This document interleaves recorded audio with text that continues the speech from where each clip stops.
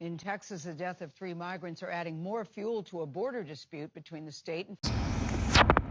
I'm going to say this because everybody else afraid to acknowledge it. Number one, you didn't give me the full story, and it's amazing how since the National Guard took over Eagle Pass, now y'all about to find every story y'all can to make what they doing look bad, number one. Number two, if you come into this country the right and legal way, you won't have to worry about drownings. You won't have to worry about murders. You won't have to worry about none of those consequences. Number three, how do I know that person wasn't already drowned or dead before?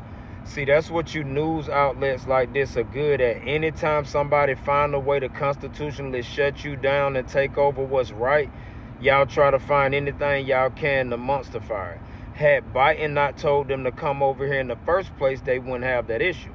Now, once again, if you come to America the complete, honest, and right way, you won't have problems with drowning, because when you go through the border facility and you get checked and you get your background ran and you get booked to make sure you're okay to be here, you don't worry about drowning because you don't have to cross water to do that. You cross land and you go inside a facility. So I really, really wish y'all stop with trying to find ways to monsterify people, because as the American people, we do not give a shit what you say anymore.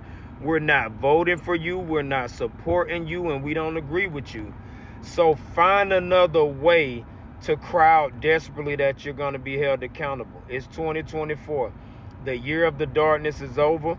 Everything in the dark coming to the light, and people like you will be held accountable for the lies that you spew across the internet and news outlets. So, at the end of the day, I feel sorry that anybody drowned, but it is all Joe Biden's fault. Come in the country the right way and you won't have that problem. And at the end of the day, why all of a sudden somebody drowned now that the National Guard in Texas fought back and took over Eagle Pass? You mean to telling me out of all this time that border was open, nobody drowned? And all of a sudden when the National Guard in Texas fight back, somebody drowns all of a sudden? Make that shit make sense. Plenty of border crossings, thousands of people crossing the border. Nobody drowned when the border was open illegally. But when Texas did what they knew the Constitution allowed them to do, and that's protect that strip of the border, now it's because they blocked them off that they drowned. Okay. Find somebody else to pull that by. 2024. It's time to, it's the great awakening. Everybody who lied and everything in the dark will come to the light.